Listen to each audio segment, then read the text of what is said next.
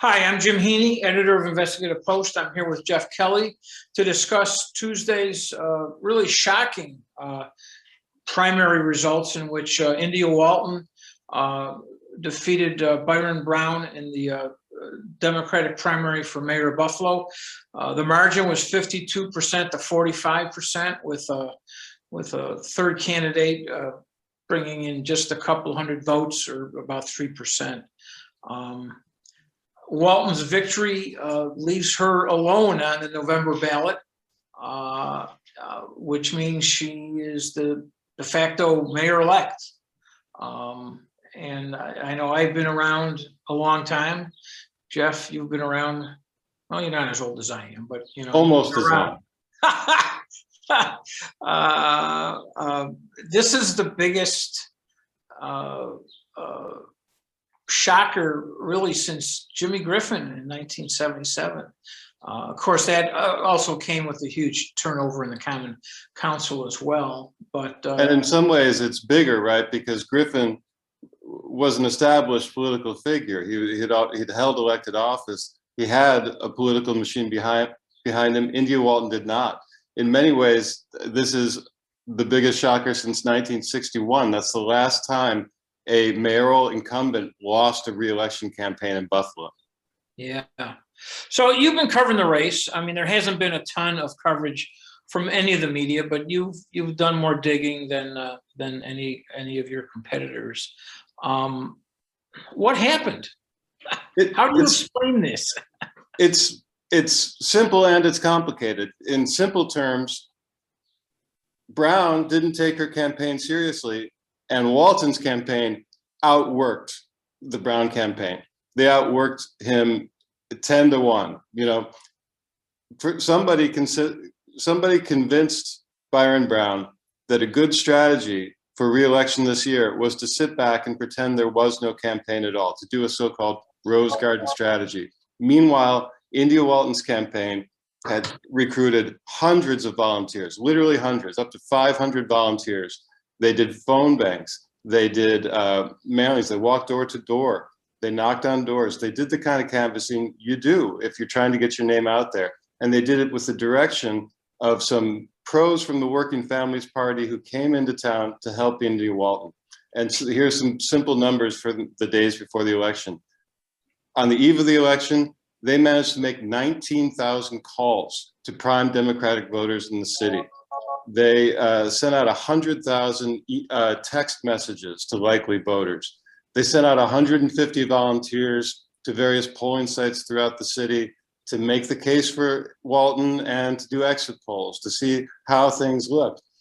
So by mid-afternoon, India Walton's volunteers, they suspected that they were on the cusp of something really big because they saw what turnout was like and they heard what voters exiting the polls said. Obviously they weren't sure until the results started coming in. But when I arrived at Walton's watch party up in Riverside around 8:30, I'd been texting with people all day, and they had a really good feeling about what was going to happen. And they were right. It strikes me like part of the problem was that Brown, India Walton brought in pros to help her run a campaign. And Byron Brown, I think you could probably safely say Byron Brown missed Steve Casey. He had, as far as we can tell, he had no campaign pros kind of cracking the whip in organizing strategy. And what the mayor was left to work with was resulted in bad strategy and a very, as you put it, lackluster campaign apparatus. Yeah, I mean, we here at Investigative Post are rarely given a glimpse into the inner workings of anything, but that happens around Byron Brown, whether it be governance or politics, or some combination thereof. But yeah, it seems as if a lot of his inner circle, particularly his political circle, has they've either aged out, they've moved on.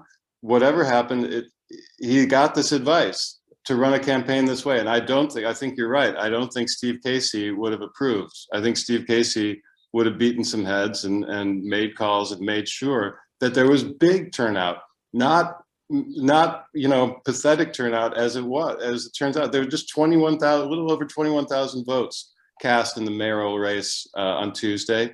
That is down. That's like 75% of an already dismal turnout 4 years ago, which was down from 2009.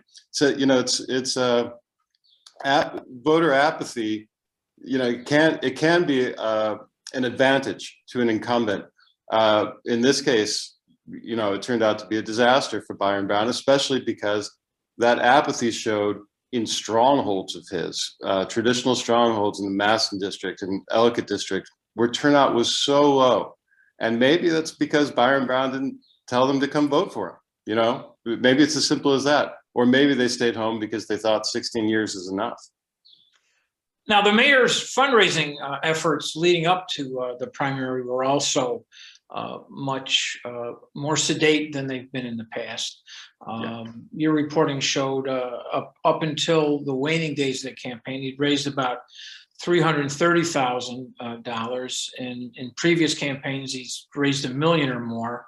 And then something happened in the last week to 10 days of the campaign. Perhaps his internal poll, in retrospect, perhaps in his internal polling, if he was doing it, showed that the race was a lot tighter than he had assumed, but he wound up raising, your reporting showed his fundraising netted him close to $140,000 in the last 10 days of the campaign alone. Where was that money coming from? How was it used? And did it help foment any kind of backlash?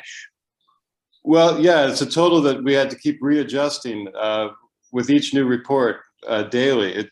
And in the end, it was about $140,000 over the course of a week. And it came from a couple of wealthy billionaire families, the Jacobs family, 6 different members gave $5,000 each. Bob Rich gave $10,000, which may be a violation of campaign finance law.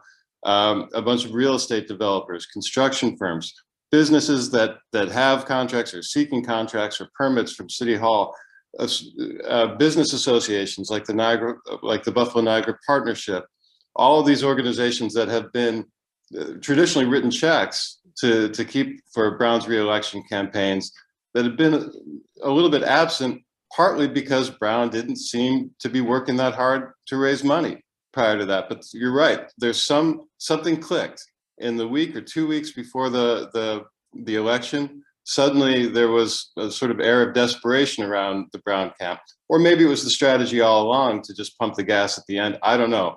I think it was desperation. I think they knew it was going to be closer than they'd assumed it was going to be, and they tried at the late last minute to get a push going, but it failed. In fact, there may have been backlash because Walton's campaign went out to lunch on that. They made a big fuss about it over the weekend right before the election, calling out Brown for taking money from billionaires who had also donated to Donald Trump, from this handful of wealthy, connected business people who were trying to bail him out at the last minute. The Walton campaign made hay of that, perhaps successfully. All right. So this leaves us, it would appear, with only one candidate on the ballot for November, and that's India Walton on the Democratic line. A question several people have posed to us today: is there any chance of the mayor acquiring another line on the ballot? And your answer has been no. Explain that. Yeah, no, there's not really. All the deadlines have passed for a major party, an existing party, to give him the line, or for him to create a new independent line, as candidates sometimes do. Those deadlines are passed, so he can't do that. He could wage a write-in campaign. That's about it. Now, I should add, because we're in the business of being thorough, there is young Scott Wilson, his independent party line that he created. It's being challenged in court right now, the petition.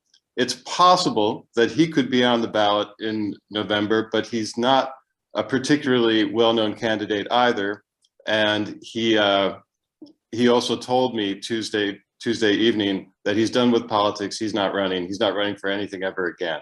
So it'll be India Walton alone, unless the mayor, even if the mayor decides to mount a write-in campaign, which seems unlikely. It's a bit of a reach. All right. So, this is interesting.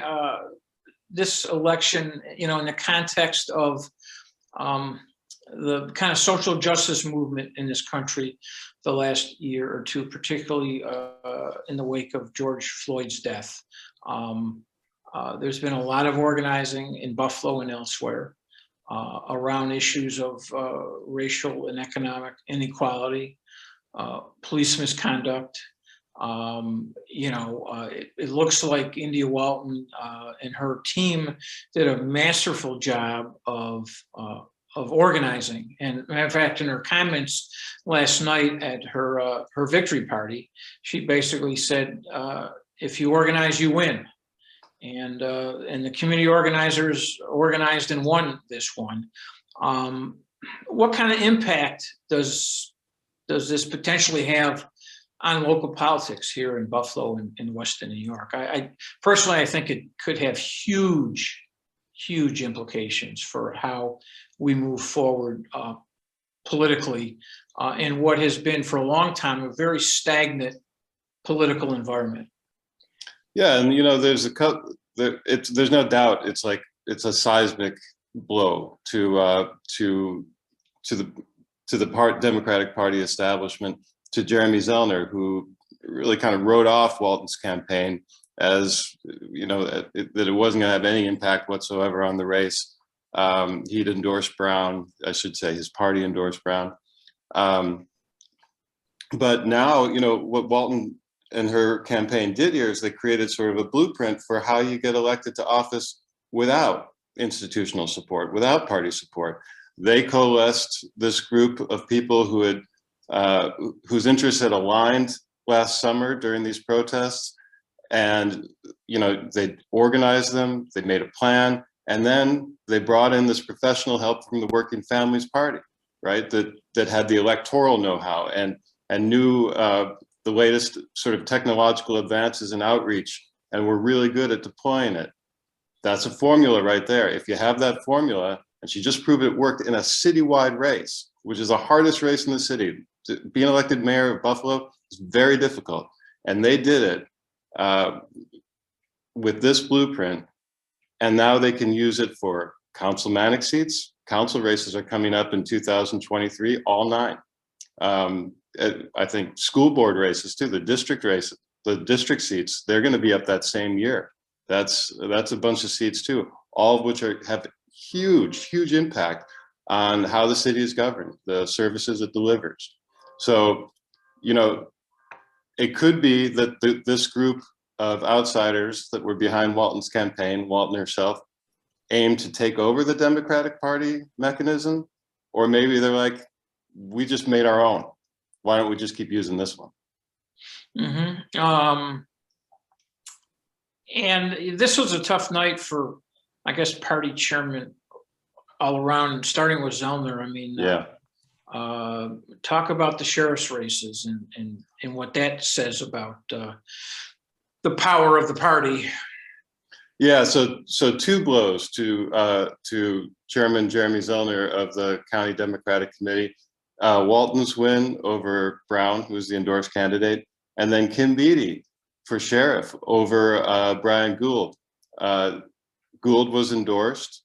There was a lot of consternation, a lot of accusations about Zellner really treating Beattie badly, and putting all of his chips on Gould to beat her, because he thought that's the candidate he needed in the fall to beat whoever the Republicans put up.